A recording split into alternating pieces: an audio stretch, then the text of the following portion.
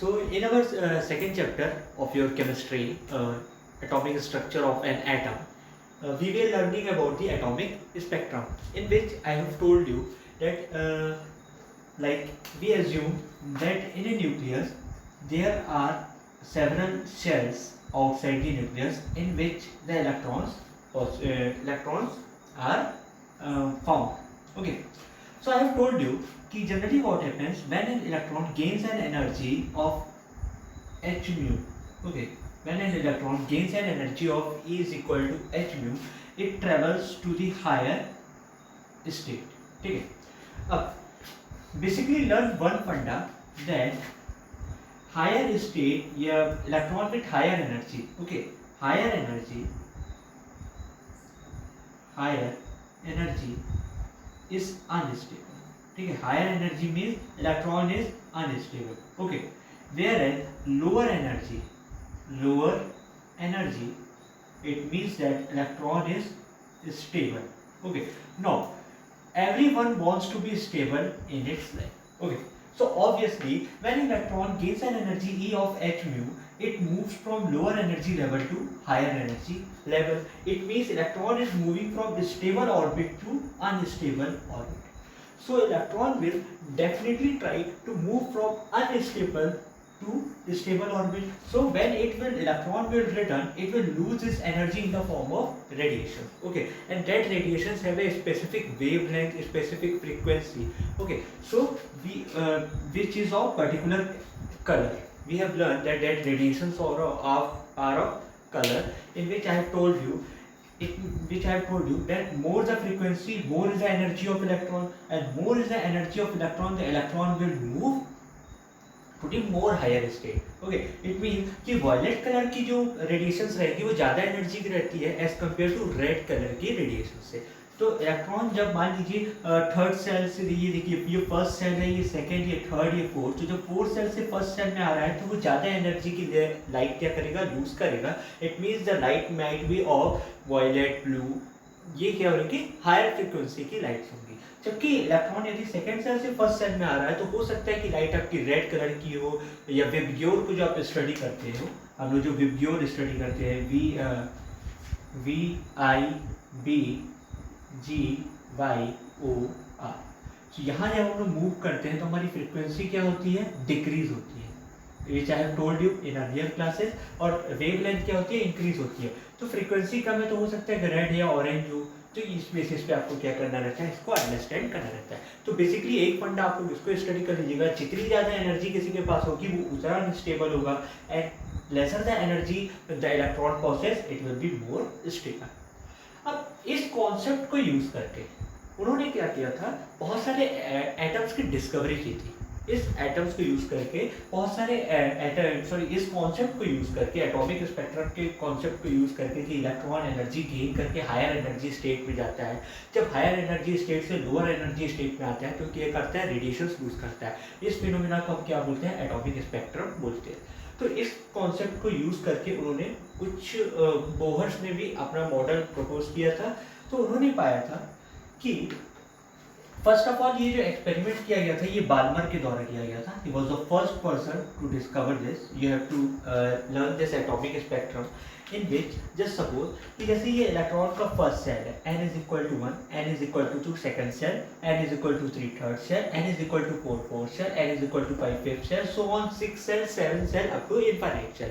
We don't know how many shells does an an atom possess. Okay, तो जब Balmer ने इसकी study की थी कि कोई भी इलेक्ट्रॉन जो सेकेंड ऑर्बिट पे है, जो सेकेंड ऑर्बिट पे इलेक्ट्रॉन मेरा रह रहा है, जब इलेक्ट्रॉन सेकेंड ऑर्बिट से किसी भी ऑर्बिट में जाए, ये सेकेंड सेल से थर्ड सेल में जाए, फोर्थ सेल में जाए, फिफ्थ में जाए, सिक्स में जाए, सेवन में जाए, तो जब भी कोई इलेक्ट्रॉन उस सेल से वापस सेकेंड सेल में आता है तो उन्होंने पाया था कि सारी की सारी जो रेज है या जो रेडिएशंस है वो विजिबल लेंथ की है. वो किसकी है, विजिबल लेंथ की प्रोसेस करती है. तो इस बेसिस पे उसने क्या किया था, बताया था कि सेकेंड केस के लिए जो रहेगा वो इस हिसाब से डिफरेंशिएट करेंगे. फिर अदर साइंटिस्ट आए, उन्होंने बाकियों के लिए खोज की, जैसे लाइमन ने खोज किया था कि जब लाइमन ने क्या कहा था, जब फर्स्ट एनर्जी शेल से कोई भी एनर्जी शेल में इलेक्ट्रॉन जाए, यानी फर्स्ट सेल से सेकंड में जाए, थर्ड में जाए, फोर्थ में जाए, फिफ्थ में जाए, six seven up to infinite में जाए, तो उस दौरान जो भी रेज आती है वो सारी की सारी क्या होती है, यूवी रेज होती है। सारी की सारी क्या होती है, यूवी रेज होती है। यानी वो तरह तरह के स्पेक्ट्रम शो करते हैं। तरह तरह के स्पेक्ट्रम का मतलब क्या होता है कि ये जो भी, जैसे इसमें विजिबल का मतलब था कि इससे जो भी रेज लाइट्स एमिट हो रही है वो विब्यूज है, जो हमको विजिबल होती है, जो हमको विजिबल होती है। लाइमन के केस में क्या था, यूवी रेस थी जो हमको विजिबल नहीं होती है, क्योंकि इलेक्ट्रोमैग्नेटिक स्पेक्ट्रम का जो मैंने आपको डायग्राम दिखाया था उसमें बहुत सारी तरह की रेस थी, बीच में विजिबल था, फिर यहाँ पे अल्ट्रा वायलेट था, गामा रेस था, एक्स रेस था, या माइक्रोवेव था, इंफ्रारेड था। तो ये स्ट्रक्चर आपको याद होगा। उस बेसिस पे उन्होंने बताया था कि कैसे कैसे इलेक्ट्रॉन्स अपनी एनर्जी को एमिट करते हैं। फिर जब थर्ड सेल के लिए खोज की गई तो उसकी डिस्कवरी की थी पास्चर ने। पास्चर ने इसकी स्टडी की थी कि जब भी इलेक्ट्रॉन किसी भी एनर्जी ऑर्बिटल से थर्ड एनर्जी ऑर्बिटल या किसी भी सेल से थर्ड सेल की तरफ ट्रेवल करता है तो वो सारी की सारी जो रेज रहती है वो इंफ्रारेड रहती है। वो कौन सी रेज रहती है, इंफ्रारेड रेज रहती है। फिर उसी प्रकार ब्रैकेट ने भी अपनी खोज की थी, एंड पीफर्ड। टोटल हमको ये 5 सीरीज पढ़नी रहती है। 5 सीरीज का नाम जैसे यहाँ मैंने लिखा हुआ है, लाइमन, बाल्मर, पास्चर, ब्रैकेट, पीफर्ड। ये 5 सीरीज होती हैं जो आपको याद रखना है, ठीक है। तो इसके बेसिस पे उन्होंने एक फॉर्मूला दिया था। अब आप लोग के मन में ये सवाल उठ रहा होगा कि हमने की पढ़ने की वजह क्या है। तो basic need of studying is this for the discovery of many of the atom, because every atom give different types of radiations. Okay, none of the atom can give the same types of this atomic spectrum. All the elements, like larger elements like cesium, rubidium, okay, cesium, rubidium, this were predicted using this atomic spectrum structure. Helium was also discovered using this atomic structure item, and this was very useful for the Bohr's model. Okay, now using this concept, they gave a formula. The formula is given this one, wave number. Okay, so they found the wave number. Wave number, I have told you that for the wavelength and the frequency for in the wave nature of the particles, I have told you that C is equal to mu lambda. Okay, where mu is the frequency and lambda is the wavelength. So one thing what was I also taught you that what is the wavelength? Wavelength denotes the total number of crust or thought that were formed. Okay, the distance between two crust, the distance between two crust or two throws is known as a wavelength. तो 1 centimetre के अंदर में कितने throws and crust बनते हैं? Between 1 centimeter, how many throws or crust are formed? It is known as a wave number. तो ये आपको याद रखना है। तो उन्होंने वेव नंबर के लिए एक फॉर्मूला दिया था। That formula is mu bar is equal to r 1 upon n square n1 square minus 1 upon n2 square, that we have to learn. Okay, so the formula was mu bar is equal to r1 upon n1 square minus 1 upon n2 square. So here mu bar was the wave number. R is known as a Rydberg constant, which is 109678 per centimeter, whose value is 109678 per centimeter, and 1 upon n1 square minus 1 upon n2 square. Now what is n1 square and n2 square? n1 square is initial orbit in which electron was lying. Okay, just suppose कि मेरा electron first cell से fourth cell की तरफ travel किया, तो यहाँ भी मेरा n1 की वैल्यू 1 रहेगी एंड n2 की वैल्यू 4 हो जाएगी। ये आपको याद रखना है कि n1 की वैल्यू 1 रहेगी एंड किस सेल से वो आ रहा है, 4 सेल तक वो गया, तो 4 सेल से क्या कर रहा है, वो वापस आ रहा है, तो इसलिए n की वैल्यू इसमें क्या हो जाएगी, n2 की वैल्यू 4 हो जाएगी। तो for Lyman, Balmer, Paschen, Brackett, Pfund, all this values differ. तो all of you must note it in your copy what I am teaching you, and also try to learn the theory from the book also.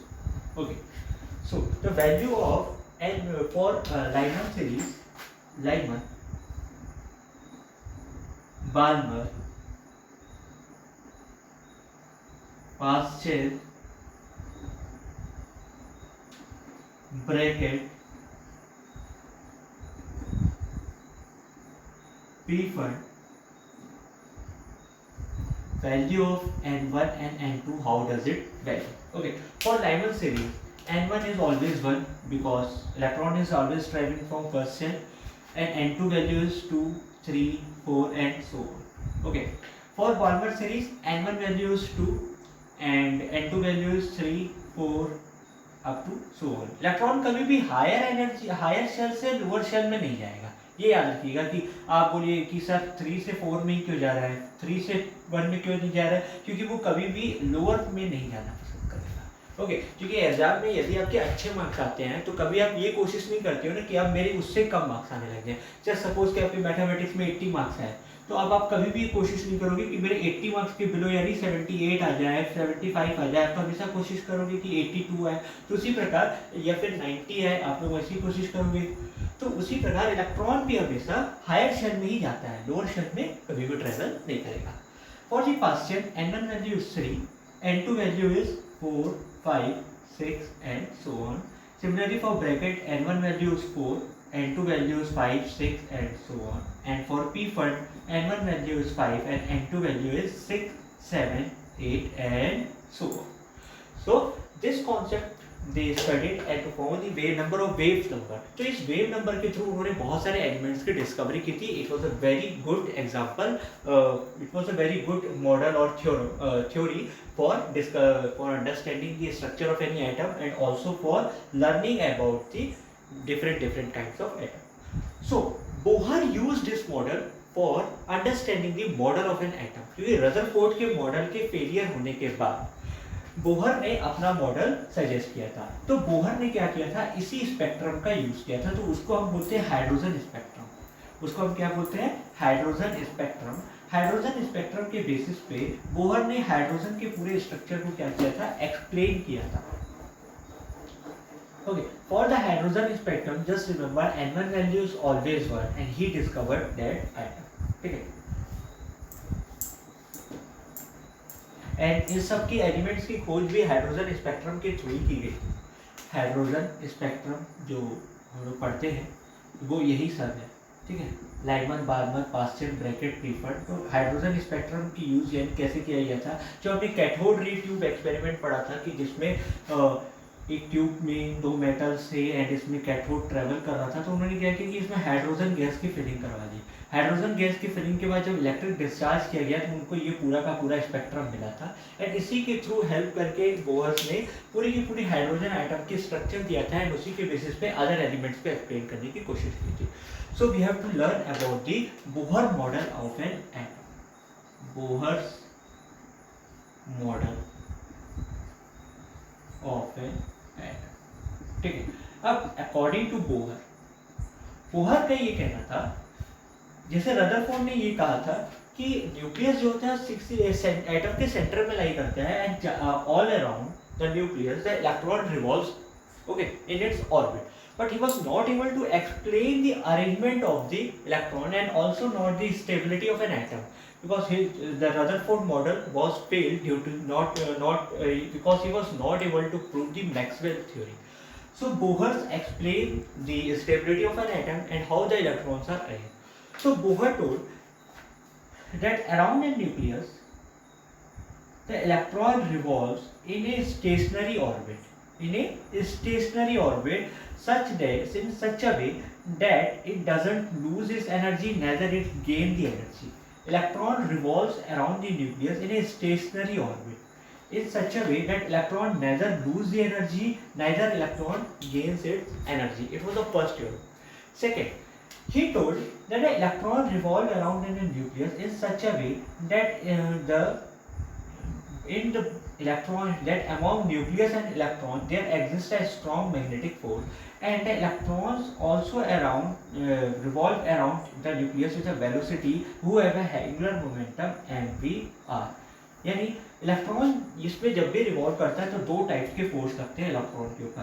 पहला force रहता है इसका magnetic force जो nucleus की वजह से लग रहा है, जो इसको बाउंड करके रखा है, मैग्नेटिक फोर्स। एंड दूसरा है कि इलेक्ट्रॉन क्या कर रहा है, कंटिन्यूसली इसके चारों तरफ घूम रहा है, जिसके पास वेलोसिटी है वो एक सर्टेन डिस्टेंस से भी घूम रहा है, इलेक्ट्रॉन के पास मास भी है, तो यहाँ पे एंगुलर मोमेंटम भी वर्क करता है, एंगुलर मोमेंटम भी वर्क करता है। सो ये दो थ्योरीज एंगुलर मोमेंटम का यूज करके बोहर्स ने कहा कि इलेक्ट्रॉन उसी ऑर्बिट में बिलोंग करता है जिसका एंगुलर मोमेंटम इसकी काबिलियत में रखता हो, कि उस ऑर्बिट के लेवल्स के बराबर हो, उस बेसिस पे उसका एंगुलर मोमेंटम वेरी करता है। तो ही टोल्ड कि जो भी एंगुलर मोमेंटम होता है mvr वो nh/2π के बराबर होता है, ठीक है। यानी he told the first theorem of Bohr was that the electron remain in a stationary orbit and it neither loses energy neither it gain its energy, hence the electron is stable, ठीक है। Electron क्या करता है, तभी यहाँ पे ना electron एक स्टेशनरी ऑर्बिट में कंटिन्यूसली रिवॉल्व करता रहता है, न पे वहाँ पे एनर्जी लूज करता है, न ही एनर्जी गेन करता है, इस वजह से एटम क्या है, स्टेबल है। Second, he told that two types of force exist when an electron revolves around the nucleus. First is the magnetic force or the nuclear force. We can also call it as a nuclear force, which acts among the nucleus and the atom. Okay. And second is electron revolves around the nucleus in a continuous way, so it is also known, which is called as an angular momentum mvr. अब electron Bohr's का ये कहना था कि कौन से orbit में कितने इलेक्ट्रॉन्स रहेंगे या कौन से ऑर्बिट में इलेक्ट्रॉन बिलोंग करेगा, वो डिपेंड करता है कि उसका एंगुलर मोमेंटम उस ऑर्बिट के बराबर होना चाहिए, तभी वो वहाँ पे बिलोंग करेगा, वरना वो वहाँ बिलोंग नहीं करेगा। इट मीन्स कि एंगुलर मोमेंटम mvr जो है वो nh/2π के बराबर होना चाहिए। h/2π was a constant, h/2π is a constant, जहाँ पे h आपका प्लैंक्स कांस्टेंट होता है, जिसकी वैल्यू हमने पढ़ी है 6.626 × 10⁻⁻34, and n is the number of shell, and where n is the integral, ये क्या होता है, इंटीग्रल। इस तरह ये भी कहना था कि angular momentum is the integral multiple of h/2π। तो इंटीग्रल मल्टीपल का होता है कि n की वैल्यू जो रहेगी 1 रहेगा, 2 रहेगा, 3 रहेगा, वो इस बेसिस पे इलेक्ट्रॉन क्या करता है, यहाँ पे बिलोंग करता है। तो इस बेसिस पे उसने हाइड्रोजन का स्ट्रक्चर दिया था। And in the next class we will learn to calculate the radius of the hydrogen atom and the velocity of electron and also the angular momentum of any electron. So guys, यहाँ तक आप इसको revise करिएगा अच्छे से। If you have any doubt you can ask me in the comment section of the YouTube, and also don't forget to comment your name in the YouTube in the YouTube video of this chapter. Okay guys, take care.